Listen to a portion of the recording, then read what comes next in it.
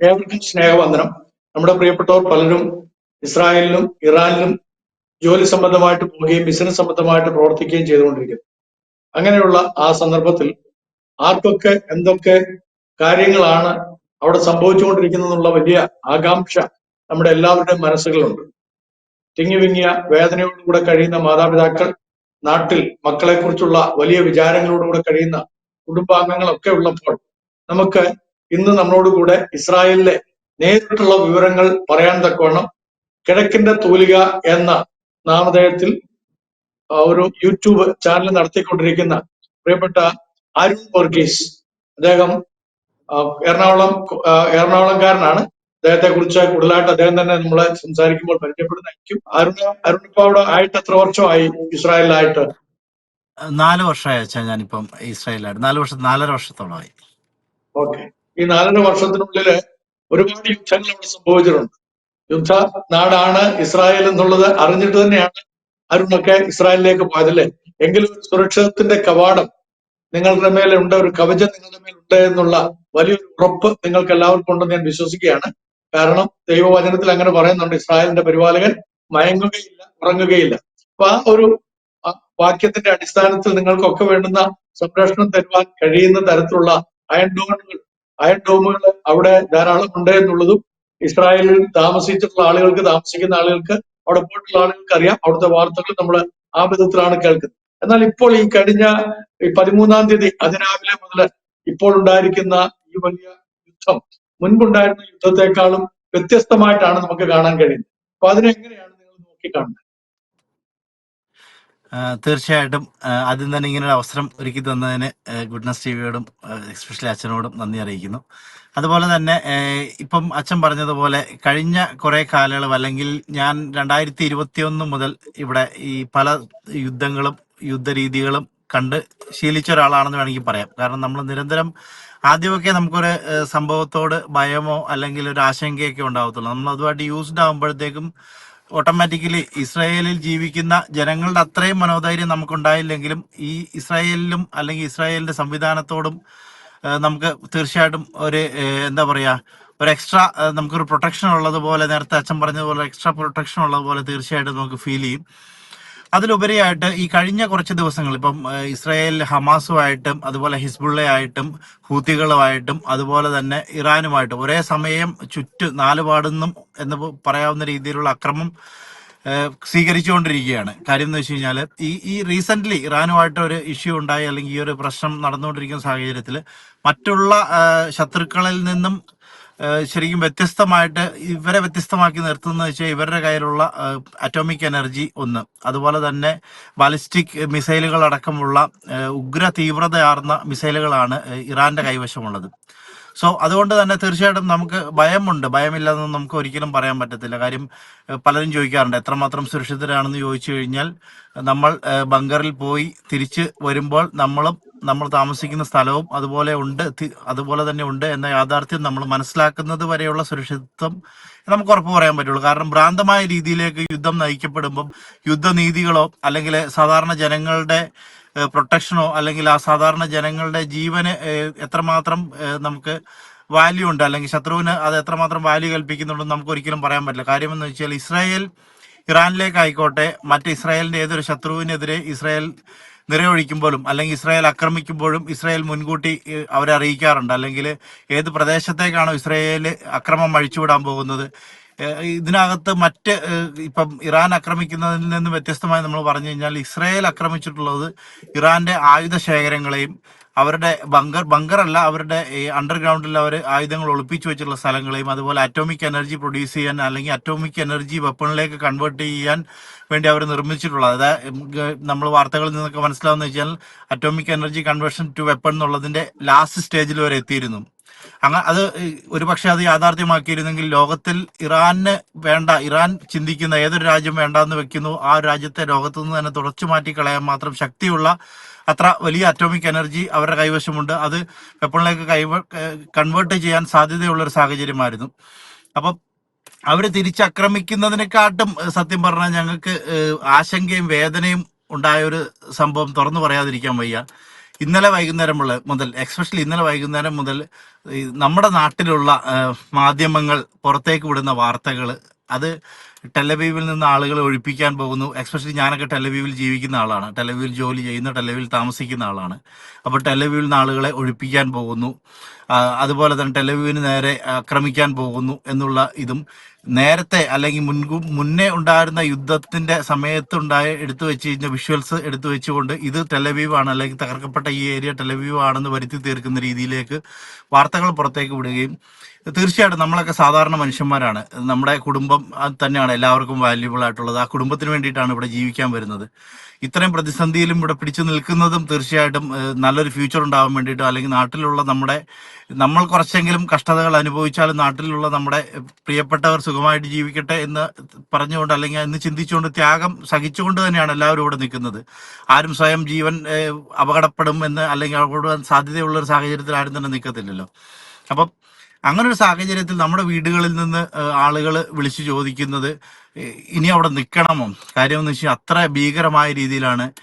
എന്തിന് അധികം ഇന്ന് രാവിലെ ഏഷ്യാനെറ്റിന്റെ ഒരു ചാനലിന്റെ പേര് എക്സ്പെഷ്യലി എടുത്ത് പറയുന്നതോ അല്ലെ ചാനലിനെ മോശമായി കാണിക്കാൻ വേണ്ടിയിട്ടോ അല്ല, പല മാധ്യമങ്ങളിൽ വന്നു. അതിനകത്ത് ഏഷ്യാനെറ്റ് ഏറ്റവും ഇമ്പോർട്ടന്റ് ആയിട്ടുള്ള മാധ്യമമാണ്. കാരണം എന്ന് വെച്ചാൽ കേരളത്തിലെ ആദ്യത്തെ സാറ്റലൈറ്റ് ചാനലാണ്. മലയാളി ലോക വാർത്തകൾ ഏറ്റവും അടുത്ത് കണ്ടു തുടങ്ങിയത് ഏഷ്യാനെറ്റ് വാർത്തയിലൂടെയാണ്, അല്ലെങ്കിൽ ഏഷ്യാനെറ്റ് ന്യൂസിലൂടെയാണ്. ഏഷ്യാനെറ്റിൽ വന്നിരിക്കുന്ന ന്യൂസാണ്. അതെ, അതായത് ദൂരദർശന് ശേഷം എന്ന് വെച്ചാൽ satellite channel I think Asianet ആണെന്ന് തോന്നുന്നു. അപ്പം അതെ, അപ്പം അങ്ങനത്തെ വരുന്ന ഒരു സാഹചര്യത്തിൽ ഏഷ്യാനെറ്റിന്റെ തന്നെ വാർത്തയിൽ വന്നിരിക്കുകയാണ്, പശ്ചിമേഷ്യ കലുഷിതമാകുന്നു, ടെലവീവ് കേന്ദ്രീകരിച്ച് അക്രമം അഴിച്ചുവിടാൻ പോകുന്നു, ഇസ്രായേലിനെതിരെ വ്യാപക അക്രമം വരുന്ന സാഹചര്യത്തിൽ ഇസ്രായേലിൽ നിന്നും ഇന്ത്യക്കാരെ ഒഴിപ്പിക്കാൻ പോകുന്നു, അടിയന്തര നിയമം പാസാക്കി അല്ലെ അടിയന്തരമായിട്ടുള്ള നിബന്ധനകൾ കൊടുത്തുകൊണ്ട് ഇന്ത്യ ഗവൺമെന്റ് എന്ന രീതിയിലുള്ള ഒരു വാർത്ത നമ്മൾ ഇന്ത്യൻ എംബസിയിലേക്ക് വിളിക്കുന്ന സമയത്ത് അവർ പറയുന്നത് എന്താണെന്ന് വെച്ച് കഴിഞ്ഞാൽ ശരിയാണ്. എന്താണെന്ന് വെച്ച് കഴിഞ്ഞാൽ ഒരു രാജ്യത്ത് പ്രശ്നം നടക്കുമ്പോൾ അല്ലെങ്കിൽ ആ രാജ്യത്ത് യുദ്ധം നടക്കുന്ന സമയത്ത് ഫോറിൻ സിറ്റിസൺസിന് ആ രാജ്യത്തുള്ള ആളുകളെക്കാട്ടും ഇമ്പോർട്ടൻസ് ആണ് ആ രാജ്യവും ആ രാജ്യത്തുള്ള എംബസി അല്ലെങ്കിൽ കോൺസുലേറ്റ് സംവിധാനം കൊടുക്കുന്നത്. കാര്യം എന്ന് വെച്ചാൽ നമ്മൾ ഇങ്ങനെയൊക്കെ പറഞ്ഞാലും നമ്മുടെ ജീവന്റെ അൾട്ടിമേറ്റ് ഉത്തരവാദി എന്ന് പറയുന്നത് ഇസ്രായേൽ ഗവൺമെന്റും ഇസ്രായേലിലുള്ള ഇന്ത്യൻ എംബസി സംവിധാനവും തന്നെയാണ്. തീർച്ചയായിട്ടും അതിന്റെ ഒരു നല്ല തെളിവാണല്ലോ നമ്മുടെ ഒരു സഹോദരി കഴിഞ്ഞ പ്രാവശ്യം ഹമാസ് തീവ്രവാദികളാൽ കൊല്ലപ്പെട്ടപ്പോൾ നമ്മുടെ സൗമ്യ എന്ന് പറയുന്ന ഒരു സഹോദരിക്ക് ഉണ്ടായ ആ ദുരന്തത്തിൽ അവർ തന്നെ എത്ര ക്രിയാത്മകമായിട്ടാണ് ആ കാര്യങ്ങളിലൊക്കെ ഇടപെടുകയും ഇവിടേക്ക് അവർ തന്നെ അവരുടെ പ്രതിനിധികൾ വരികയും ശവസംസ്കാരത്തില് ആദ്യോടൊപ്പം പങ്കെടുക്കുകയും നമ്മുടെ നാടിനെ ആശ്വസിപ്പിക്കാൻ അവരാൽ കഴിയുന്ന എല്ലാ വിധത്തിലുള്ള കാര്യങ്ങളും കാണിക്കുകയും ചെയ്യുകയും ചെയ്തു. അത് കാണിക്കുന്നത് ശരിക്കും ഓരോ വ്യക്തികൾക്കും, പ്രത്യേകിച്ച് മറ്റുള്ള രാജ്യങ്ങളിൽ നിന്ന് വരുന്ന ആളുകൾക്ക്, അതിഥികൾക്ക് അവർ കൊടുക്കുന്ന പ്രാധാന്യം എത്ര വലുതാവും എന്നുള്ളതാണ്. പക്ഷെ നമ്മുടെ ആ സഹോദരിക്ക് നമ്മുടെ സർക്കാരോ അല്ലെങ്കിൽ നമ്മുടെ ഇവിടുത്തെ രാഷ്ട്രീയ പങ്കുവന്മാരോ വേണ്ടുന്ന വിധത്തിലുള്ള ഒരു ആദരാഞ്ജലി പോലും അർപ്പിക്കാൻ മനസ്സ് കാണിച്ചില്ല എന്നുള്ളത് കൂടെ ഓർക്കുമ്പോഴാണ് ഇസ്രായേലിന്റെ മഹത്വം ആ വിധത്തിൽ നമുക്ക് മനസ്സിലാക്കാനും സാധിക്കും. തുടരാം. തീർച്ചയായിട്ടും എനിക്ക് പലപ്പോഴും ഇസ്രായേലിനെ കുറിച്ച് ചിന്തിക്കുമ്പോൾ പഴയകാല ഇന്ത്യ, ഇപ്പോഴത്തെ രാഷ്ട്രീയ സാഹചര്യം മാറ്റി വെച്ച് കഴിഞ്ഞാൽ പഴയകാല ഇന്ത്യയിൽ നടന്ന പല കാര്യങ്ങളും ഇസ്രായേലിൽ നടന്നതായിട്ട് എനിക്ക് തോന്നുന്നുണ്ട്. കാര്യം ഇന്ത്യ നമുക്കറിയാം, ഇന്ത്യ പറങ്കികളും പാഴ്സികളും ബ്രിട്ടീഷുകാരും അറബികളും അടക്കം എല്ലാവരെയും സ്വീകരിച്ച ഒരു പാരമ്പര്യവും അവരവരുടെ പാരമ്പര്യത്തിൽ തന്നെ അവരെ അതാത് രാജ്യത്ത് അല്ലെങ്കിൽ ഇന്ത്യയിൽ ജീവിക്കാൻ അനുവദിച്ച ഒരു രാജ്യമാണ് ഇന്ത്യ. ഇസ്രായേൽ അതുപോലെ തന്നെയാണ്. ഇസ്രായേലിലെ പലർക്കും ഒരു ചിന്താഗതിയുണ്ട്, ഇസ്രായേലിന്റെ അല്ലെങ്കിൽ ജനത എന്ന് പറയുന്നത് ഇസ്രായേൽ ജീവിക്കുന്ന ആളുകൾ അല്ലെങ്കിൽ ഇസ്രായേലി സിറ്റിസൺസ് ആയിട്ടുള്ള ഇസ്രായേലി എന്ന ഐഡന്റിറ്റിയിൽ ജീവിക്കുന്ന ഇസ്രായേൽ പാസ്പോർട്ടുള്ള ആളുകൾ എല്ലാവരും തന്നെ ജൂതമതസ്കരാണ് അല്ലെങ്കിൽ ജൂതമതം ഫോളോ ചെയ്യുന്നവരാണെന്നൊരു ചിന്താഗതിയാണ്. ഒരിക്കലുമില്ല. ഇവിടുത്തെ ഗവൺമെന്റിന് അല്ലെങ്കിൽ ഇവിടുത്തെ ജനസംഖ്യയുടെ 20% തന്നെ അറബ്സും അറബ് ക്രിസ്ത്യൻസും അല്ലെങ്കിൽ മറ്റു വിഭാഗങ്ങളും അടങ്ങുന്ന ഒരു വിഭാഗമാണ്. അപ്പൊ നമ്മൾ നേരത്തെ പറഞ്ഞു വന്നത് എന്താണെന്ന് വെച്ച് കഴിഞ്ഞാൽ അങ്ങനെ ഒരു സാഹചര്യം നിലനിന്ന് പോകുന്ന സമയത്ത്, ഒരു അടിയന്തര സാഹചര്യം നിലനിന്ന് പോകുന്ന സമയത്ത് എപ്പോഴും തന്നെ ഇന്ത്യൻ ഗവൺമെന്റ് അല്ലെങ്കിൽ ministry of foreign affairs, Indian consulate, Israel government ഇവർ സംയുക്തമായി ചേർന്നുകൊണ്ട് ഒരു പദ്ധതി എപ്പോഴും തയ്യാറാക്കിയിരിക്കും.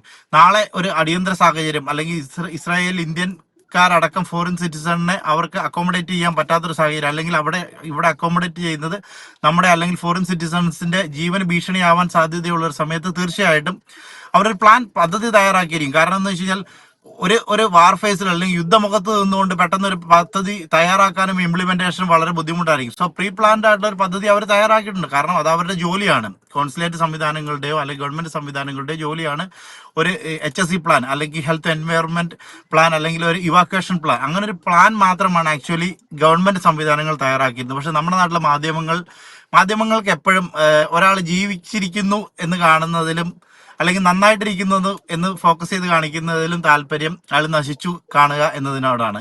ഞാൻ മനസ്സിലാക്കുന്ന അതിന്റെ കാര്യം എന്ന് വെച്ച് കാരണം കഴിഞ്ഞാൽ എപ്പോഴും അതിനെ വ്യാജ വാർത്തയിൽ അധിഷ്ഠിതമായിട്ടുള്ള വ്യാപാരങ്ങളാണ് ഇവിടെ കൂടുതലായിട്ട് നടന്നുകൊണ്ടിരിക്കുന്നത്. സത്യത്തിന് വേണ്ടി അതെ നിലകൊള്ളാനായിട്ടല്ല മാധ്യമങ്ങൾക്ക് താല്പര്യം. അതുകൊണ്ട് തന്നെയാണ് നമ്മുടെ ഗുഡ്നസ് ടിവിയിൽ ഒരു തീരുമാനമെടുത്തത്. തീർച്ചയായിട്ടും നമുക്ക് അവിടുത്തെ കൃത്യമായ വാർത്തകൾ നമ്മുടെ ജനതയെ അറിയിക്കണം. അവിടെ എന്ത് സംഭവിക്കുന്നു അത് കൃത്യമായിട്ട് നമ്മുടെ ജനങ്ങൾ അറിഞ്ഞു കഴിഞ്ഞാൽ അവരുടെ ആകുലതകളും മാറും, ആകാംക്ഷകളും മാറും. അവർക്ക് സ്വൈര്യമായിട്ട് തന്നെ ഇവിടെ ജീവിക്കാൻ തക്ക ഇടയായിത്തീരും. അതുകൊണ്ടാണ് അരുണിനെ തന്നെ ഈ വിഷയത്തിൽ സംസാരിക്കാൻ ശ്രമിച്ചിട്ടുള്ളത്. തീർച്ചയായിട്ടും. ഒരിക്കലും ഞാനിപ്പോഴിങ്ങനെ സംസാരിക്കുമ്പോൾ പോലും പലർക്കും നമ്മൾ ഒരു ധാർഷ്ട്യമായിട്ട് തോന്നിയേക്കാം. ഇതൊരിക്കലും ധാർഷ്ട്യമല്ല, ഒരു രാജ്യത്തിൽ നമ്മൾ അർപ്പിക്കുന്ന കോൺഫിഡൻസ് ആണ്. നമ്മുടെ ഇന്ത്യ ഈ കഴിഞ്ഞ ഇടയ്ക്ക് പാകിസ്ഥാനുമായിട്ട് നമ്മളൊരു യുദ്ധമുഖത്ത് ഫേസ് ചെയ്യേണ്ട ഒരു സാഹചര്യം വന്നിരുന്നു. വലിയ രീതിയിലേക്ക് ആ പ്രശ്നം പോയില്ല എങ്കിൽ പോലും അപ്പോഴും ഇന്ത്യൻ ജനത ഒന്നായി നിൽക്കുകയാണ്. ഇന്ത്യൻ ജനത ഒന്നായി നിന്നിട്ട് പറയാണ്, ജാതി മത വ്യത്യാസമില്ലാതെ നമ്മൾ പറയാണ് വി ആർ ഹിന്ദുസ്ഥാൻസ്, നമ്മൾ ഇന്ത്യയുടെ കൂടെ നിൽക്കും. അതിനകത്ത് നമുക്കറിയാം, കശ്മീരിൽ ഈ ഭീകരാക്രമണം ഉണ്ടായപ്പോൾ പോലും ആദ്യം സഹായത്തിന് ഓടിയെത്തിയത് കശ്മീരിൽ ഉണ്ടായിരുന്ന ഗൈഡുകാരാണ്, അല്ലെങ്കിൽ ഗൈഡായിട്ട് വർക്ക് ചെയ്യുന്ന ആളുകളാണ്. അവർ ജാതിയോ മതവും നോക്കിയിട്ടല്ല, അത് ഹിന്ദുസ്ഥാനാണ്, ഇന്ത്യയാണ്, നമ്മുടെ രാജ്യത്തെയാണ് ആക്രമിച്ചതെന്ന ബോധ്യം അവർക്കുള്ളത് കൊണ്ടാണ്. പക്ഷെ എന്തുകൊണ്ടാണെന്നറിയില്ല. ഞാൻ നേരത്തെ അച്ഛനോട് ഇതിനു മുന്നേ സംസാരിച്ചപ്പോൾ ഞാൻ പറഞ്ഞിരുന്നല്ലോ, ഞാൻ കുവൈറ്റിൽ 7 വർഷം ജോലി ചെയ്ത ഒരാളാണ്. കുവൈറ്റ് ഇന്ത്യൻ എംബസിയുടെ കമ്മ്യൂണിറ്റി വളണ്ടിയറൊക്കെ ആയിട്ട് വർക്ക് ചെയ്തിരുന്ന സമയത്ത് സർവീസ് ചെയ്തിരുന്ന ഒരാളാണ്. അപ്പം അങ്ങനെയൊക്കെ നിൽക്കുന്ന സമയത്ത് അവിടെ ഒരു ഇഷ്യൂ ഉണ്ടാകുന്ന സമയത്ത് ലോകത്ത് അല്ലെങ്കിൽ കുവൈറ്റിനും പല ബുദ്ധിമുട്ടുകളും പ്രതിസന്ധികളൊക്കെ നേരിട്ട സാഹചര്യങ്ങൾ അപ്പോഴും ഉണ്ടായിരുന്നു. അങ്ങനെയുള്ള സമയത്തൊന്നും ഞാൻ കണ്ടിട്ടില്ല നമ്മുടെ ജനത തന്നെ നമ്മളെ സോഷ്യൽ മീഡിയയിലൂടെ അപകാശപ്പെടുത്തുകയോ അല്ലെങ്കിൽ ക്രിട്ടിസൈസ് ചെയ്യുകയോ ചെയ്യുന്ന, അല്ലെങ്കിൽ വില കുറഞ്ഞ രീതിയിലേക്ക് ആളുകളെ ചിത്രീകരിക്കുന്ന ഒരു സാമൂഹിക ചുറ്റുപാടുണ്ടാക്കിയെടുക്കുക. അല്ലെങ്കിൽ മാധ്യമങ്ങളും കൂടെ, കേരളത്തിലെ മാധ്യമങ്ങളും കൂടെ അതിന് കൂട്ടു നിൽക്കുക. അല്ലെങ്കിൽ നമ്മൾ പറയുന്ന സത്യത്തെ പോലും വളച്ചൊടിച്ച് വേറെ രീതിയിലേക്ക് ചിത്രീകരിക്കുന്ന ഒരു രീതി. അത് സത്യം പറഞ്ഞ അച്ഛൻ നേരത്തെ പറഞ്ഞ പോലെ മാധ്യമങ്ങൾ എന്തോ വിറ്റഴിക്കപ്പെട്ടിരിക്കുന്നു. ആരുടെയൊക്കെയോ അല്ലെങ്കിൽ കോർപ്പറേറ്റുകളുടെയോ അല്ലെങ്കിൽ ജാതിമത വ്യവസ്ഥയുടെ അണ്ടറിലേക്കോ ഒക്കെ മാധ്യമങ്ങൾ, സത്യസന്ധമായ മാധ്യമ പ്രവർത്തനം നടത്തുന്ന ഒരു മാധ്യമം ഉണ്ടെന്ന് എനിക്ക് തോന്നുന്നില്ല. ഞാൻ സത്യം കുറച്ചു മുമ്പും കൂടെ ഞാൻ മറുനാടൻ എന്ന് പറയുന്ന മീഡിയ ഞാനൊക്കെ ഒരുപാട് പേര് ഫോളോ ചെയ്യുന്ന ഓൺലൈൻ മീഡിയയാണ്. ഞാൻ സത്യം പറഞ്ഞാൽ പലപ്പോഴും എനിക്ക് വളരെ സത്യസന്ധമായിട്ട് കാര്യങ്ങൾ അവതരിപ്പിക്കുന്നു എന്ന് തോന്നിയിരുന്നു. പക്ഷെ മറുനാടന്റെ പോലും തമ്പനയിൽ ഇന്ന് കണ്ടത് എന്താന്ന് വെച്ച് കഴിഞ്ഞാൽ, ഇന്ത്യക്കാരെ ഒഴിപ്പിക്കുന്നു, 25,000 ഇന്ത്യക്കാരെ എമർജൻസി ആയിട്ട് ഒഴിപ്പിക്കാൻ തീരുമാനിച്ചിരിക്കുന്നു. സത്യം പറഞ്ഞാൽ ഇവർക്കൊക്കെ വളരെ സോഴ്സ്ഫുൾ ആയിട്ട് ഈ കാര്യങ്ങളൊക്കെ അന്വേഷിക്കാം. കാരണം എന്ന് വെച്ചാൽ ഏഷ്യാനെറ്റ് അടക്കം അല്ലെങ്കിൽ ഏതൊരു മീഡിയ ആയിക്കോട്ടെ, നാട്ടിൽ ഓൺലൈൻ മീഡിയ ആയിക്കോട്ടെ, ഇവിടുത്തെ ഒരുപാട് ആളുകളുടെ കോൺടാക്ട് നമ്പർ ഉണ്ട്. കാര്യം അവർ ഇങ്ങോട്ട് വിളിച്ചിട്ട് ആളുകളോട് ആവശ്യപ്പെടാറുണ്ട്, ഒരു ബൈറ്റ് തരാമോ അല്ലെങ്കിൽ സംസാരിക്കാൻ പറ്റുമോ, ചർച്ച. അങ്ങനത്തെ ഒരു സാഹചര്യത്തിൽ എന്തുകൊണ്ടോ മാധ്യമങ്ങൾക്ക് താല്പര്യം ഇങ്ങനെയാണ്. അച്ഛൻ പറഞ്ഞതുപോലെ മാധ്യമങ്ങളിൽ വേറെ ഏതൊക്കെയോ ശക്തി കൈകടത്തുന്നതുകൊണ്ടായിരിക്കാം ഒരു പക്ഷേ. അരുണെ, അതിന് പ്രധാനപ്പെട്ട ഒരു കാര്യം, നമ്മുടെ 2 പ്രധാനപ്പെട്ട മന്ത്രിമാർ, നമ്മുടെ സംസ്ഥാനത്തിന്റെ മന്ത്രിമാർ 2 ദിവസം മുമ്പ് ഒരു പ്രസ്താവന ഇറക്കി. എന്താണെന്ന് വെച്ച് കഴിഞ്ഞാൽ ഇസ്രായേലിനെ കുറിച്ചുള്ള നല്ലൊരു പേര് അവർ പറഞ്ഞത് തെമ്മാടി രാഷ്ട്രം. നമ്മുടെ രാജ്യത്ത് നിന്ന് നിങ്ങളെ പോലുള്ള ധാരാളം കഴിവും പ്രാപ്തിയുള്ള ആളുകളെ ജോലിക്ക് വേണ്ടി അവിടെ ചെല്ലുകയും അധ്വാനിക്കുകയും നിങ്ങൾക്ക് അതിന് തക്കതായിട്ടുള്ള വേതനങ്ങൾ ലഭിക്കുകയും അത് ഈ നാട്ടിലേക്ക് അയച്ചു തന്ന് ഈ നാട്ടിലുള്ള ആളുകളെ പോഷിപ്പിക്കുകയും ഒക്കെ ചെയ്യുന്ന ആ നാടിനെ വിളിക്കുകയാണ് തെമ്മാടി രാജ്യം. എങ്ങനെയുണ്ട്? അപ്പൊ അത് ആ തരത്തിൽ ഇവിടെ ഒരു ഭരണാധിപന്മാർക്ക് പറയാൻ, ഒരാളല്ല 2 പേര് അത് പറഞ്ഞപ്പോൾ മാധ്യമങ്ങൾക്ക് എന്തുകൊണ്ട് പറഞ്ഞുകൂടാ എന്നുള്ള ഒരു ചിന്തയാണ് അവർക്കുണ്ടാകുന്നത്. അപ്പം വ്യാജം വിൽക്കുക എന്നുള്ള വലിയ ഒരു ഏർപ്പാടിലേക്ക്, ബിസിനസ്സിലേക്ക് മാധ്യമങ്ങൾ കടന്നിരിക്കുകയാണ്. എങ്ങനെയെങ്കിലും ഒക്കെ പണം ഉണ്ടാക്കുക. ആ പണം ഉണ്ടാക്കാനുള്ള മാർഗത്തിൽ നീതിയില്ല, സത്യസന്ധതയില്ല, യാതൊരു വിധത്തിലുള്ള തന്മയത്വമില്ല. തോന്നുന്നത് പറയാ, വായി തോന്നുന്നത് കോടതിക്ക് പാട്ടെന്നുള്ള പഴമൊഴി പോലെ നമ്മുടെ മാധ്യമങ്ങളായി തീർന്നിരിക്കുകയാണ്. നമുക്ക് പലപ്പോഴും സങ്കടം തോന്നാറുണ്ട്. ഇപ്പം അരുൺ മാത്രമല്ല, ഇന്നലെയും പിരിഞ്ഞതും ഒക്കെ പല നമ്മുടെ സ്നേഹിതന്മാരെയും ഇടഭാഗങ്ങളെയും ഒക്കെ വിളിച്ചപ്പോൾ അവരെല്ലാം അരുൺ പറഞ്ഞ അതേ ഭാഷ്യമാണ് പറയുന്നത്, ഇതേ കാര്യങ്ങളാണ് പറയുന്നത്. ഞങ്ങളിവിടെ സുരക്ഷിതരാണ്, ആരാണ് ഈ വാർത്ത ഇവിടെ ഇങ്ങനെ കൊടുക്കുന്നത്, ഞങ്ങൾക്ക് ഇവിടെ യാതൊരു കുഴപ്പമില്ല എന്ന്. ഓക്കെ, അപ്പൊ നമ്മുടെ ചോദ്യത്തിലേക്ക്, രണ്ടാമത്തെ ഒരു ചോദ്യത്തിലേക്ക് വരികയാണ്. ഇപ്പം ഇറാന് ഏത് വിധത്തിലും ഇസ്രായേലിനെ ആക്രമിക്കുമെന്നുള്ള ഒരു ധാരണ അവിടെ പൊതുവിൽ ഇസ്രായേലിനുമുണ്ടെന്ന് തോന്നുന്നല്ലേ. അതുകൊണ്ട് തന്നെ അവർ വളരെ കർശനമായി പല കാര്യങ്ങളും ചെയ്തുകൊണ്ടിരിക്കുകയാണ്. ഇപ്പൊ നമുക്കറിയാം 4 മണിക്കൂറിനുള്ളിലാണ്, 4 മണിക്കൂർ മുമ്പാണ് ഇറാന്റെ പുതിയ സൈനിക മേധാവിയായിരിക്കുന്ന അലി ഷാദ്മാഗിയെ വധിച്ചിരിക്കുന്നത്. അപ്പൊ ഇങ്ങനെയുള്ള ഈ സംഭവം വന്നതോടെ, ഇതിപ്പം അടുത്ത അവരുടെ പരമോന്നതനായിട്ടുള്ള ഒരു കമാൻഡറെയാണ് വധിച്ചിരിക്കുന്നത്. അപ്പൊ അതിനു മുമ്പ് പലരെയും കൊന്നു കളഞ്ഞു. അപ്പൊ ഇങ്ങനെ വരുമ്പോൾ അവർ ഏത് വിധത്തിലും ഭ്രാന്തമായ രീതിയിൽ തന്നെ നിങ്ങളെ ഉപദ്രവിക്കാൻ അല്ലെങ്കിൽ ഇസ്രായേലിനെ നശിപ്പിക്കാൻ വേണ്ടി അവർ ശ്രമിക്കും. എന്നാൽ അതിനു മുമ്പ് തന്നെ ഈ വാറ് അത്യാവശ്യമായിരുന്നു, അല്ലെങ്കിൽ യുദ്ധം ആവശ്യമായിരുന്നു എന്ന് ആളുകൾ ചോദിക്കുമ്പോൾ ആവശ്യമായിരുന്നോ വേണ്ടായിരുന്നോ? എന്താണ് അരുണിന്റെ താല്പര്യം? എനിക്ക് ഇതിനകത്ത് ഈ യുദ്ധം തുടങ്ങുന്ന സമയത്ത്, അല്ലെങ്കിൽ ഓപ്പറേഷൻ റേസിംഗ് ലയൺ എന്ന് പേരിട്ട് വിളിക്കുന്ന ഇസ്രായേലിന്റെ ബൈബിളിക്കൽ വാർ തുടങ്ങുന്നതിന് മുന്നേ ഉള്ള ഇസ്രായേലിന്റെ ക്യാബിനറ്റ് മീറ്റിംഗിൽ ഇസ്രായേലിന്റെ പരമോന്നത പ്രധാനമന്ത്രിയായിട്ടുള്ള ബെഞ്ചമിൻ നെതന്യാഹുവിന്റെ വളരെ പ്രസക്തമായ ഒരു പ്രസംഗമുണ്ടായിരുന്നു. അദ്ദേഹം അതിൽ പറഞ്ഞൊരു കാര്യമുണ്ട്. മാനുഷിക പരിഗണനയ്ക്കും മാനവിക രാഷ്ട്രത്തിനും വേണ്ടിയുള്ള, അല്ലെങ്കിൽ ജനാധിപത്യത്തിൽ അധിഷ്ഠിതമായിട്ടുള്ള ഒരു രാജ്യം അല്ലെങ്കിൽ ഒരു ലോകത്തിന് വേണ്ടിയുള്ള യുദ്ധമാണിത്. ഈ യുദ്ധത്തിൽ തീർച്ചയായിട്ടും ഇസ്രായേലിന് നഷ്ടങ്ങൾ സംഭവിച്ചേക്കാം. നമ്മളത് സഹിച്ചേ പറ്റുകയുള്ളൂ, വരും തലമുറയ്ക്ക് വേണ്ടി. നമ്മൾ ഇന്നത് ചെയ്യാതിരുന്നിട്ട് വരും തലമുറ അല്ലെങ്കിൽ 2ാം തലമുറ അത് ചെയ്യും എന്ന് നമ്മൾ വിചാരിച്ചാൽ ഇവിടെ ഒരു 2ാം തലമുറ ഉണ്ടായിരിക്കില്ല. വളരെ പ്രസക്തമായ ഒരു വാക്യങ്ങളാണത്. കാര്യം ഞാൻ നേരത്തെ പറഞ്ഞതുപോലെ മാനവിക രാഷ്ട്രീയത്തെ തന്നെ നശിപ്പിക്കാൻ മാത്രം പവർഫുൾ ആയിട്ടുള്ള, നമ്മൾ സിമ്പിളായിട്ട് എടുത്താൽ മതി. ഇറാൻ ഒരു മുസ്ലിം അധിഷ്ഠിത രാജ്യമാണ്. എന്തുകൊണ്ടാണ് സൗദി അറേബ്യയോ അല്ലെങ്കിൽ കുവൈറ്റോ ഖത്തറോ അല്ലെങ്കിൽ ബഹ്റൈനോ അല്ലെങ്കിൽ വേറെ ഒരു രാജ്യവും തന്നെ, അല്ലെങ്കിൽ മിഡിൽ ഈസ്റ്റ് കൺട്രികളിൽപ്പെട്ട ഒരു രാജ്യവും തന്നെ ഇതിനെ സപ്പോർട്ട് ചെയ്യുന്നില്ല? എന്തിനധികം ഹമാസിന്റെ ഒക്ടോബർ 7-ന് ഹമാസ് നടത്തിയ പോലും മറ്റുള്ള രാജ്യങ്ങൾ അല്ലെങ്കിൽ മറ്റുള്ള ഗൾഫ് കൺട്രികൾ അപലപിക്കുകയാണ് ഉണ്ടായത്. അവരാരും ഇവരെ സപ്പോർട്ട് ചെയ്യാനോ, എന്തിന് തൊട്ടടുത്ത് കിടക്കുന്ന ഈജിപ്റ്റ് പോലും അഭയാർത്ഥികളായിട്ട് പോലും ഈ ഹമാസിന്റെ അല്ലെങ്കിൽ ഗസയിലുള്ള ജനങ്ങളെ അഭയാർത്ഥികളായിട്ട് സ്വീകരിക്കാൻ പോലും തയ്യാറായിട്ടില്ല. എന്ന് വെച്ച് കഴിഞ്ഞാൽ ലോകം ഇന്ന് നിൽക്കുന്ന ഈ ഒരു നൂറ്റാണ്ടിൽ നിൽക്കുന്ന ഒരു സാഹചര്യത്തിൽ ലോക സമാധാനത്തിനോടാണ് എല്ലാ രാജ്യങ്ങളും തന്നെ, ലോകത്തുള്ള എല്ലാ രാജ്യങ്ങളും, വളരെ കുറച്ച് രാജ്യങ്ങൾ ഒഴിച്ച് ബാക്കി രാജ്യങ്ങളെല്ലാം സപ്പോർട്ട് ചെയ്യുന്നത്. അതുപോലെ തന്നെ ഇസ്രായേൽ എപ്പോഴും പറയുന്ന ഒരു കാര്യമുണ്ട്, മിലിറ്റന്റ് ഫോഴ്സ് ഉള്ള രാജ്യം, അതായത് ജനാധിപത്യ അടിസ്ഥാനത്തിലല്ലാതെ ഏതെങ്കിലും ജാതീയമായിട്ടോ മതപരമായിട്ടോ ഉള്ള ചിന്താഗതിയിൽ അടിസ്ഥാനപ്പെടുത്തിക്കൊണ്ട് ലോകത്ത് സമാധാനം ഉണ്ടാക്കാം എന്ന ധാരണേന ജനങ്ങളെ തെറ്റിദ്ധരിപ്പിച്ച്, അല്ലെങ്കിൽ ഏതോ ഗ്രന്ഥത്തിന്റെ മറവിൽ ജനങ്ങളെ തെറ്റിദ്ധരിപ്പിച്ചുകൊണ്ട് ഭരണം നടത്താം, ഏകപക്ഷീയമായ രീതിയിൽ ഭരണം നടത്താം എന്ന് ചിന്തിക്കുന്ന ഒരു ഭരണകൂടത്തെ അനുവദിച്ചുകൂടാ. കാരണം എന്ന് വെച്ചാൽ ലോകത്തിന് ഭീഷണിയാണ്. കാരണം ചരിത്രം പുറകോട്ട് നോക്കിക്കഴിഞ്ഞാൽ ഒരുപാട് ലോക നേതാക്കന്മാരിൽ ഒരുപാട് ആളുകൾ പരീക്ഷിച്ച് വിജയിക്കാതെ പോയ അല്ലെങ്കിൽ തോറ്റുപോയ ഒരു സംവിധാനമാണത്. ലോകത്തെ എല്ലാ കാലത്തും ലോകത്ത് എവിടെ ജനങ്ങളുണ്ടോ അവിടെയൊക്കെ ജനങ്ങൾക്ക് വേണ്ടി ജനങ്ങൾ പ്രവർത്തിക്കുന്ന ഒരു ഗവൺമെന്റ് സംവിധാനം, അതിനെയാണല്ലോ നമ്മൾ ജനാധിപത്യം എന്ന് പറയുന്നത്. ആ ജനാധിപത്യത്തിൽ അടിസ്ഥാനമായിട്ടാണ് ഇസ്രായേലിന്റെ യുദ്ധം. സോ ഇങ്ങനെ ഒരു സാഹചര്യത്തിൽ ഏതൊരു കോമൺ സെൻസ് ഉള്ള സാധാരണ മനുഷ്യനും ചിന്തിച്ചാൽ മനസ്സിലാക്കാവുന്ന ഒരു കാര്യം മാത്രമേ ഉള്ളത്. എന്തുകൊണ്ടാണ് കേരളത്തിലെ ഈ നേരത്തെ പറഞ്ഞ കേരളത്തിലെ 2 മന്ത്രിമാർ, മുഖ്യമന്ത്രി അടക്കം ഉള്ള ആളുകൾ എന്തുകൊണ്ട് ഇങ്ങനെ സംസാരിക്കുന്നു? അല്ലെങ്കിൽ അവരെ സംബന്ധിച്ചിടത്തോളം ഞങ്ങൾക്ക് ജീവിക്കണം, അവർ ചിന്തിക്കുന്ന ഒരു ചിന്താഗതി ഇന്ത്യൻ പൊളിറ്റിക്സിൽ എക്സ്പെഷ്യലി കേരളത്തിൽ ഇപ്പൊ നടക്കുന്ന ഒരു കാര്യം ഇതാണ്, ഞങ്ങൾക്ക് ജീവിക്കണം, ജനങ്ങളൊക്കെ എങ്ങനെയെങ്കിലും ജീവിച്ചോളാം, അത് ഞങ്ങൾക്ക് അറിയേണ്ട ആവശ്യമില്ല, ഞങ്ങൾക്ക് തോന്നി എന്ത് വേണമെങ്കിലും ഞങ്ങളാണ് പരമാധികാരികൾ, അല്ലെങ്കിൽ ഏകാധിപത്യ ചിന്താഗതി, ബാക്കിയുള്ള ആളുകൾ എങ്ങനെയാണ് ചെയ്യുക അത് ഞങ്ങളുടെ വിഷയങ്ങളല്ല, ഞങ്ങളുടെ കൺസേൺ അല്ല ആളുകൾ എങ്ങനെ ജീവിക്കുന്നത്. ഞാൻ ചോദിക്കുന്നത് എന്താണെന്ന് വെച്ച് കഴിഞ്ഞാൽ, ഈ ആളുകൾക്ക് പാകിസ്ഥാൻ ഇന്ത്യയെ ആക്രമിച്ചപ്പോൾ, നമ്മുടെ കാശ്മീരിൽ ആക്രമിച്ച അല്ലെങ്കിൽ പെഹൽഗ്രാമിൽ ആക്രമിച്ച സമയത്ത് ഇവരൊക്കെ എവിടെയായിരുന്നു? ഇവർക്ക് പറയാനായിട്ട് നാക്ക് പൊങ്ങില്ല. കാരണം വോട്ട് ബാങ്ക് പൊളിറ്റിക്സ് എന്ന വലിയൊരു പൊളിറ്റിക്കൽ വ്യവസ്ഥിതി ബ്ലോക്ക് ആവും അവിടെ. കാരണം ന്യൂനപക്ഷമെന്ന് സ്വയം പറയുന്ന ഭൂരിപക്ഷത്തെ തോപ്പിക്കുന്ന രീതിയിൽ, അല്ലെങ്കിൽ ഭൂരിപക്ഷത്തിനെതിരായിട്ട് സംസാരിക്കാനായിട്ട് ഇവർക്കാർക്കും ധൈര്യപ്പെടില്ല. എല്ലാവരും അധികാരത്തിന് വേണ്ടിയും പണത്തിന് വേണ്ടിയും അത് മാധ്യമം രംഗമായിക്കോട്ടെ, പൊളിറ്റിക്കൽ സൈഡ് ആയിക്കോട്ടെ, ഏതൊരു സൈഡും. കാര്യം എന്ന് വെച്ച് കഴിഞ്ഞാൽ നമ്മുടെ നാട്ടിലെ മാധ്യമ പ്രവർത്തന രംഗത്ത് ആർക്കും എന്ത് വേണേലും വിളിച്ചു പറയാം. ഇന്നേ വരെ ഏതെങ്കിലും ഒരു മാധ്യമ സ്ഥാപനത്തിനെതിരെ കേസെടുത്തായിട്ട് നമ്മൾ കണ്ടിട്ടുണ്ടോ? ആരും കേസെടുക്കത്തില്ല. കാര്യം ഇപ്പോഴത്തെ വ്യവസ്ഥിതി ഒരു നാണയത്തിന്റെ രണ്ട് സൈഡായിട്ട് മാറിയിരിക്കുന്നു, പൊളിറ്റിക്സും മാധ്യമവും. ഇത് രണ്ടും കൂടെ ഒരുമിച്ചാണ് ഇപ്പോൾ പ്രവർത്തിക്കുന്നത്. എന്തിനധികം പൊളിറ്റിക്കൽ പാർട്ടികൾക്ക് തന്നെ അവരുടെ പരസ്യങ്ങൾക്ക് വേണ്ടി തന്നെ അവർ ചാനൽ നടത്തുന്ന ഒരു കാലഘട്ടം. അതായത് മാധ്യമരംഗം വിറ്റിരിക്കുന്നു, അല്ലെ വിറ്റഴിക്കപ്പെട്ടിരിക്കുന്നു.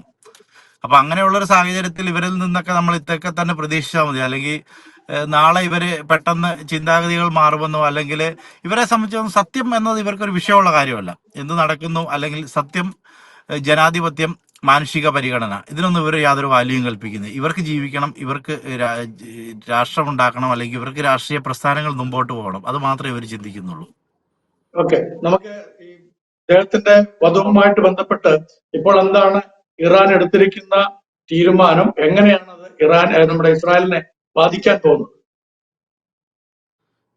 രാവിലെ 9 മണിയോട് അടുപ്പിച്ചാണെന്ന് തോന്നുന്നു വലിയ രീതിയിലുള്ള ഒരു missile attack, ballistic missile attack ഇസ്രായേലിന് നേരെ ഉണ്ടായിരുന്നു. അതായത് നമ്മുടെ ടെലവീവിൽ നിന്ന് ഏകദേശം 15 കിലോമീറ്റർ അപ്പുറത്തായിട്ടുള്ള ഹെർസിലയിൽ ഒരു ബിൽഡിങ്ങിൽ ഡയറക്റ്റ് ഹിറ്റ് ഉണ്ടായി.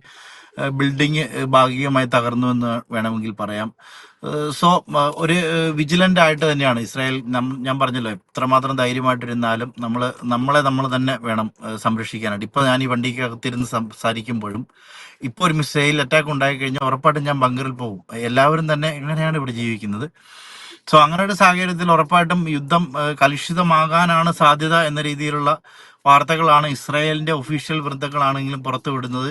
നിലവിലുള്ള ഇസ്രായേൽ സാഹചര്യത്തിൽ ഒരാഴ്ച മുമ്പ് അങ്ങനെ ഒരു യുദ്ധം നീണ്ടു നിൽക്കുകയാണെങ്കിൽ നിങ്ങളുടെ ഫുഡ്, അതേപോലെ തന്നെ നിങ്ങളുടെ സേഫ്റ്റി, അതിന് ബങ്കറും മറ്റുമൊക്കെയാണ് നിങ്ങൾക്ക് താമസിക്കാറുണ്ട്. ഫുഡ് നിങ്ങൾക്ക് അവിടെ അതിനനുസരിച്ച് സ്റ്റോർ ചെയ്യാൻ കഴിയുന്നുണ്ടോ? എത്ര നാളത്തേക്കുള്ള ഫുഡ് ഐറ്റംസ് ഉണ്ടാകും? എവിടെങ്കിലും അതിനൊരു ഫുഡിന്റെയോ അല്ലെങ്കിൽ വാട്ടർ സ്കാർസിറ്റിയോ സംഭവിക്കാൻ സാധ്യതയുണ്ടോ?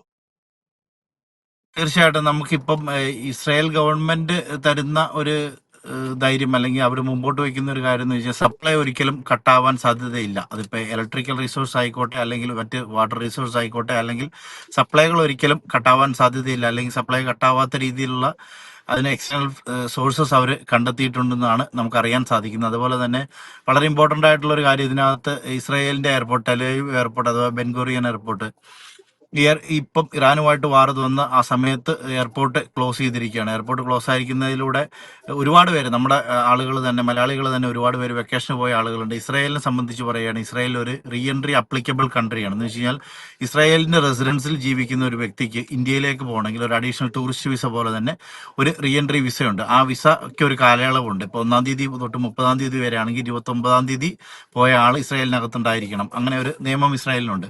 അപ്പൊ അങ്ങനെയൊക്കെയുള്ള സാഹചര്യത്തിൽ ആളുകൾ ഒരുപാട് പേര് ആശങ്കയിലാണ് തീർച്ചയായിട്ടും. അതുപോലെ തന്നെ ഇവിടുന്ന് എനിക്ക് നേരിട്ട് അറിയാവുന്ന കേസുകളുണ്ട്. വളരെ വേണ്ടപ്പെട്ട ആളുകൾ മരണപ്പെട്ടിരിക്കുന്നു. അതുപോലെ തന്നെ എമർജൻസി ആയിട്ട് ഹോസ്പിറ്റലിൽ ICUലൊക്കെ കിടക്കുന്ന ആളുകളുണ്ട്. ഉറ്റവർക്ക് എത്തിപ്പെടാൻ പറ്റാത്തൊരു സാഹചര്യം. അങ്ങനെയൊക്കെ ഒരുപാട് പേര് സഫർ ചെയ്യുന്നുണ്ട്. തീർച്ചയായിട്ടും നമ്മുടെ ആളുകളാണെങ്കിൽ പോലും ഭയങ്കര പ്രവാസത്തിൽ ഏറ്റവും പെയിൻഫുൾ ആയിട്ടുള്ള ഒരു കാര്യമാണ്. നമ്മൾ ആർക്ക് വേണ്ടിയാണോ ജീവിക്കാൻ വേണ്ടി ഇവിടെ വന്നിരിക്കുന്നത്, അവരിൽ ആർക്കെങ്കിലും ഒരു എമർജൻസി സിറ്റുവേഷനോ മരണമോ ഒക്കെ നാട്ടിൽ സംഭവിക്കുമ്പോൾ നമുക്കൊന്നും ചെയ്യാൻ പറ്റാതെ, നമ്മൾ എത്രമാത്രം പണം സമ്പാദിച്ചിട്ടും കാര്യമില്ല, നമുക്കൊന്നും ചെയ്യാൻ പറ്റാതെ നോക്കിയിരിക്കേണ്ട ഒരു സാഹചര്യം, അങ്ങനെയുള്ള സാഹചര്യം നമ്മളിവിടെ നേരിടുന്നുണ്ട്. ശരിക്കും ഇപ്പം കുറച്ച് ദിവസങ്ങളായിട്ട് ഇതൊക്കെ ഇതിന്റെ ഒരു മറുവശമാണ്. നമ്മൾ ഒന്നും ചെയ്യാൻ പറ്റത്തില്ല അതിനകത്ത്. അതുപോലെ തന്നെ നേരത്തെ പറഞ്ഞ പോലെ പബ്ലിക് ട്രാൻസ്പോർട്ട് ഇപ്പോഴും കട്ട് ചെയ്തിട്ടില്ല. അത് പബ്ലിക് ട്രാൻസ്പോർട്ട് ഇപ്പോഴും കട്ട് ചെയ്തിട്ടില്ല. പബ്ലിക് ട്രാൻസ്പോർട്ട് തുടർന്നുകൊണ്ട് തന്നെ ഇരിക്കും. അത് എന്താ വെച്ചാ, അല്ല, എവിടെയാണെങ്കിലും ഏത് രാജ്യത്താണെങ്കിലും ഈ വിധത്തിലുള്ള സഫറിങ്സ് ഉണ്ടാകും. പക്ഷെ അത് വളരെ വേദനാജനകം. ഇപ്പം അരുൺ പറഞ്ഞപ്പോൾ തന്നെ എന്റെ ഹൃദയത്തിൽ വലിയൊരു പെടമായിരുന്നു. കാരണം ഉച്ചവരുടെ ഉടയവരുടെ മുഖം അവസാനമായിട്ട് പോലും ഒന്നും കാണാൻ കഴിയാതെ അതിന്റെ വേദനയുമായിട്ട് ഈ ബങ്കറുകളിൽ കഴിയേണ്ടി വരുന്ന നമ്മുടെ സഹോദരങ്ങള്, അവരുടെ ദുഃഖത്തിൽ അവർക്ക് ആശ്വാസം കിട്ടാൻ വേണ്ടി പ്രാർത്ഥിക്കാനല്ലാതെ മറ്റൊന്നും കഴിയില്ല. നമ്മളത് ചെയ്യാം. അപ്പൊ വേറൊരു കാര്യം, ഇസ്രായേലിനെ സംബന്ധിച്ച് ഈ വാറ് മുന്നോട്ട് കൊണ്ടുപോവുകയാണെങ്കിൽ, അല്ലെങ്കിൽ അത് എത്രയും വേഗത്തിൽ നിർത്തണമെന്നൊക്കെ ഇറാനിൽ നിന്ന് ആളുകൾ സമ്മർദ്ദം ചെലുത്തുന്നു എന്നുള്ള ഒരു വാദം ഇവിടെ വരുന്നുണ്ട്. ഇവിടെ ഒരു പ്രചാരണം അത് നടക്കുന്നുണ്ട്. എത്രത്തോളം ശരിയാണോ തെറ്റാണോ നമുക്ക് അറിഞ്ഞുകൂടാ. ഈവൻ ഫോക്സ് ന്യൂസ് പോലും അത് വിട്ടിട്ടുണ്ട്, പുറത്തു വിട്ടിട്ടുണ്ട്. ഫോക്സ് ന്യൂസ് ഒക്കെ എനിക്ക് തോന്നുന്നത് കുറച്ചും കൂടെ റിലയബിൾ ആണ്, നമുക്ക് ഒരു അതെ അതെ 99% തീർച്ചയായിട്ടും. എങ്കിലും വിശ്വസിക്കാൻ കൊള്ളാവുന്ന ഒരു വാർത്തയാണ് ഫോക്സ് ന്യൂസ്. അപ്പൊ അവരും പറയുന്നത് എത്രയും വേഗത്തിൽ അത് നിർത്തലാക്കണമെന്ന് ഗൾഫ് രാജ്യങ്ങളോട് ഇറാൻ റിക്വസ്റ്റ് ചെയ്യുന്നതായിട്ട് വരുന്നു.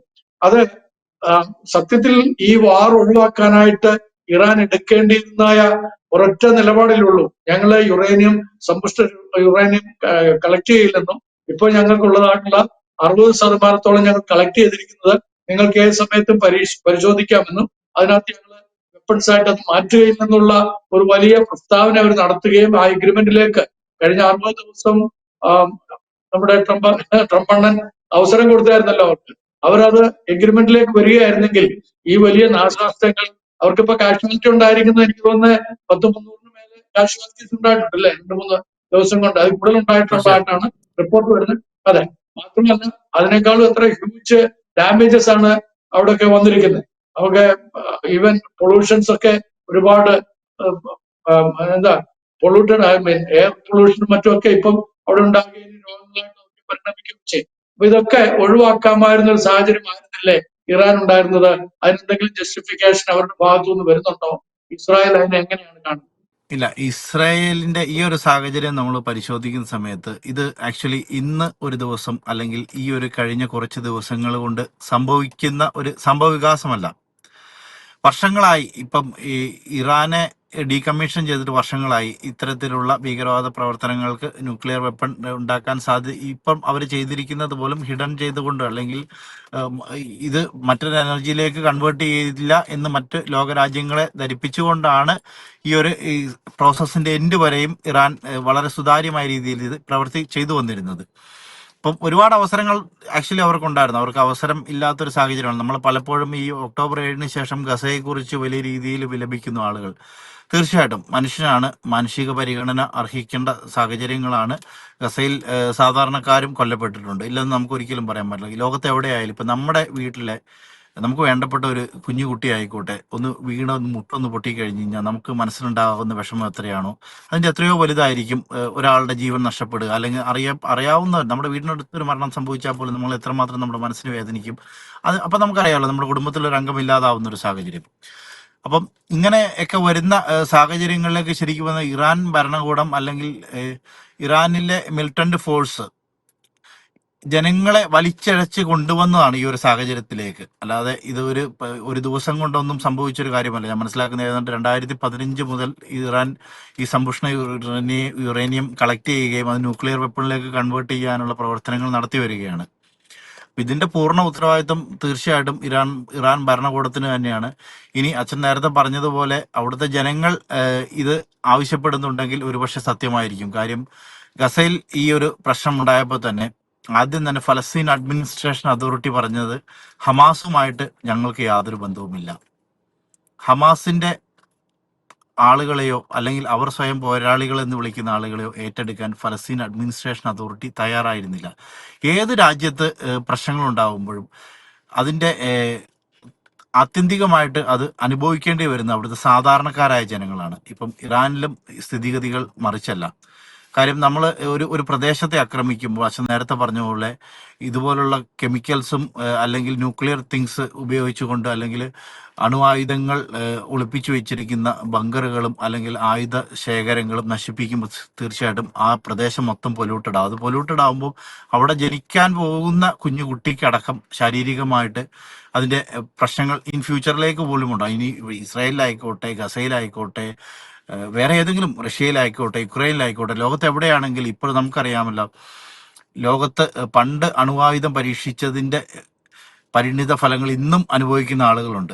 ഇന്നും ജനിക്കുന്ന കുട്ടികൾക്ക് അംഗവൈകല്യം ഉള്ള കുട്ടികൾ വരെയുണ്ട്. അപ്പം തീർച്ചയായിട്ടും ഇതിന്റെ അൾട്ടിമേറ്റ്ലി ഇതിന്റെ ഉത്തരവാദിത്വം ഇറാനിന്റെ ഭരണകൂടത്തിനും ഇറാനിൽ ഈ രീതിയിലുള്ള പ്രവർത്തനങ്ങൾ നടത്തി വരുന്ന സംഘടനകൾക്കും തന്നെയാണ്. അമേരിക്ക ഇടപെടണം എന്ന് പല ലോകരാജ്യങ്ങളും പറയുന്നുണ്ട്. പക്ഷെ അമേരിക്ക കുറച്ച് റിലക്റ്റന്റ് ആണ്. അവരതിനകത്ത് കുറച്ച് തയ്യാറില്ലാത്ത വിധത്തിൽ അതിനകത്ത് അത് എനിക്ക് തോന്നുന്നത് ഈ ഹി എന്ന് പറഞ്ഞു കഴിഞ്ഞാൽ ഹമാസ്, ഹൂത്തികള്, അതേപോലെ ഹിസ്ബുള്ള, ഈ 3 കൂട്ടരെയും വെച്ചുകൊണ്ട് ഇറാൻ കാണിച്ച പ്രോക്സി വാറിന്റെ ഒരു പരിണതഫലമല്ലേ അവരും ഇപ്പോൾ മാറി നിൽക്കുന്നത്. കാരണം ഹൂത്തികള് ഒരുപാട് നാശനഷ്ടങ്ങൾ അമേരിക്കയ്ക്ക് വരുത്താനായിട്ട് ശ്രമിച്ചിട്ടുണ്ട്. അപ്പൊ അതിന്റെ ഒരു വൈരാഗ്യം അമേരിക്കയ്ക്കുണ്ട്. മാത്രമല്ല ഇറാനോട് വളരെ കൃത്യമായിട്ട് 60 ദിവസത്തെ വാണിംഗ് കൊടുത്താണ്. 60 ദിവസത്തിനുള്ളിൽ നിങ്ങളെ അത് എല്ലാം തന്നെ ഒരു എഗ്രിമെന്റിലേക്ക് വരണമെന്ന് പറഞ്ഞിട്ട് അവര് 5 വട്ടം ചർച്ച നടത്തിയിട്ടും അതിന് തയ്യാറായിട്ടില്ല. അപ്പൊ ഇതെല്ലാം തന്നെ അതിനൊരു കാരണമാണ്. അപ്പൊ നമുക്ക് ഇസ്രായേലിനെ ആ വിധത്തിൽ കുറ്റപ്പെടുത്താൻ കഴിയുമോ? കാരണം അവർക്ക് ജീവിക്കാനുള്ള കൊതിയാണ്, അവർക്ക് ജീവിക്കാനുള്ള അവകാശമാണ് അവരുടെ യുദ്ധം എന്നാണ് ഇപ്പോൾ അവർ പറയുന്നത്. അതിനെ നമ്മൾ എങ്ങനെയാണ് നോക്കിക്കാണേണ്ടത്?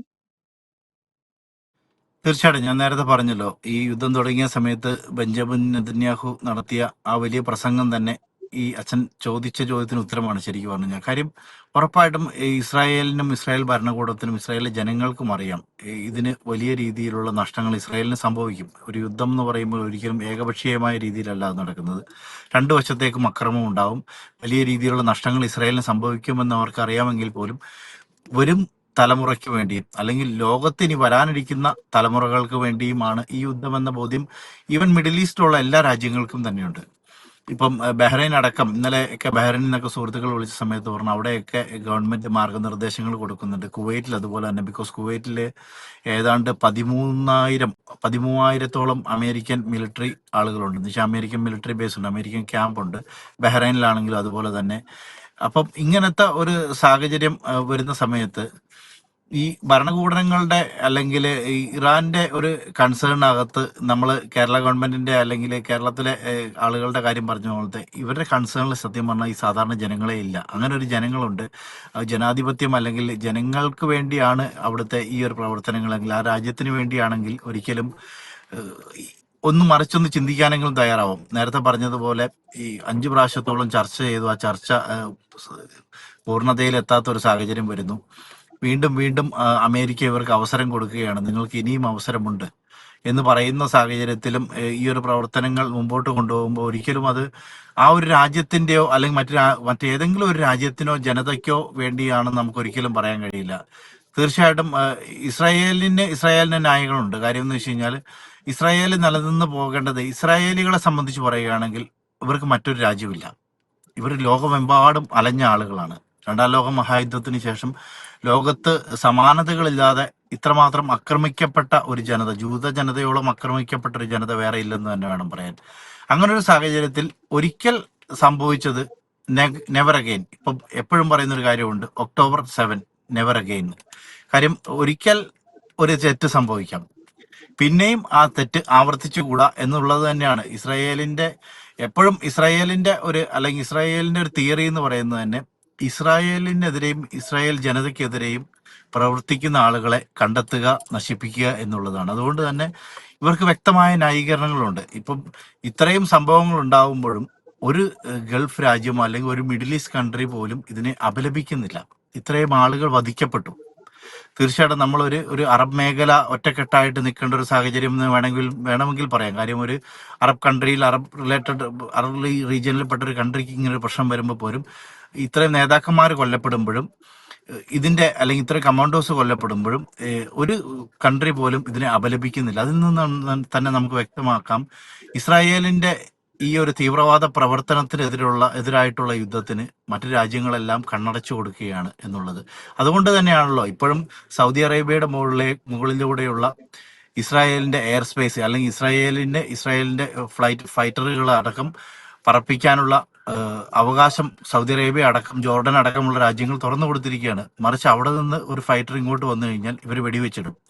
ഇസ്രായേലിലേക്ക് വന്ന ഡ്രോണുകൾ, UAV അല്ലെങ്കിൽ ആളില്ല വിമാനങ്ങൾ എന്ന് പറയുന്ന ഡ്രോണുകൾ ജോർഡനിൽ വെച്ചിട്ടും സൗദി അറേബ്യയിൽ വെച്ചിട്ടുമാണ് വെടിവെച്ചിട്ടിരുന്നത്. ഇസ്രായേൽ ഗവൺമെന്റ് അല്ല ആക്ച്വലി അത് ചെയ്തത്, അല്ലെങ്കിൽ ഇസ്രായേൽ മിലിറ്ററി അല്ല ആക്ച്വലി അത് ചെയ്തിരുന്നത്. ഈ യുദ്ധത്തിൽ അല്ലെങ്കിൽ ഇത് തീവ്രവാദത്തിനെതിരായിട്ടുള്ള മാനവിക രാജ്യയെ നശിപ്പിക്കാൻ മാത്രം നാളെ വളരാൻ സാധ്യതയുള്ള തീവ്രവാദ പ്രവർത്തനങ്ങളെ നശിപ്പിക്കാൻ വേണ്ടിയുള്ള യുദ്ധമാണെന്ന ബോധ്യം ഇസ്രായേലിനും ഇസ്രായേലിന്റെ ചുറ്റുപാടുമുള്ള രാജ്യങ്ങൾക്ക് പോലും ഉണ്ടെന്നുള്ളതാണ് യഥാർത്ഥത്തിൽ ഒരു വാസ്തവം. നമ്മുടെ കേരളത്തിൽ നിന്ന് പോയിരിക്കുന്ന എല്ലാ സഹോദരങ്ങളും, ലോകത്തിന്റെ വിവിധ ഭാഗങ്ങളിൽ അവിടെ ജോലി ചെയ്യുന്ന എല്ലാ പ്രിയപ്പെട്ടവർക്കും പൂർണ്ണമായ സംരക്ഷണം കർത്താവ് നൽകട്ടെ എന്ന് പ്രാർത്ഥിക്കുന്നു. അവിടെ ജോലിയുള്ളവരുടെ പിതാക്കന്മാർ അല്ലെങ്കിൽ അമ്മമാര് അല്ലെങ്കിൽ ബന്ധുക്കള്, നിങ്ങൾ ഒന്നുകൊണ്ട് ഭാരപ്പെടേണ്ട. അരുൺ വളരെ കൃത്യമായിട്ട് നമുക്ക് അവിടുത്തെ കാര്യങ്ങളെ വിവരിച്ചു തന്നിരിക്കുകയാണ്. നിങ്ങൾ ഈ താൽക്കാലിക ലാഭത്തിന് വേണ്ടി, സാമ്പത്തിക നേട്ടത്തിന് വേണ്ടി വ്യാജം പ്രചരിപ്പിക്കുന്ന മാധ്യമങ്ങൾ കണ്ട് ഭയപ്പെടേണ്ട. നിങ്ങൾക്ക് ഗുഡ്നസ് TV കൃത്യസമയത്ത് കൃത്യമായ വിവരങ്ങൾ തന്നുകൊണ്ടിരിക്കും. ഞങ്ങൾ നിങ്ങളോടൊപ്പമുണ്ട്. നമുക്ക് ഒരുമിച്ച് മുന്നേറാം, സത്യത്തിൽ നിലനിൽക്കാം. അരുണ ഇത്രയും സമയം ഈ ചർച്ചയിൽ പങ്കെടുത്തതിനും വളരെ മനോഹരമായ രീതിയിൽ എല്ലാ ആശയങ്ങളും കൃത്യമായി സമ്പുഷ്ടമായ വിധത്തിൽ തന്നെ, അല്ലെ, ന്യൂക്ലിയർ സമ്പുഷ്ടി അവിടെ അവരുണ്ടാക്കുന്ന പോലും തകർക്കാൻ കഴിയുന്ന തരത്തിലുള്ള വാചകങ്ങൾ അരുണിൽ നിന്ന് ലഭ്യമായി. വളരെ നന്ദി, നമസ്കാരം. കാണും വരെയും ദൈവം നമ്മളെ അനുഗ്രഹിക്കട്ടെ. Thank you. Thank you very much.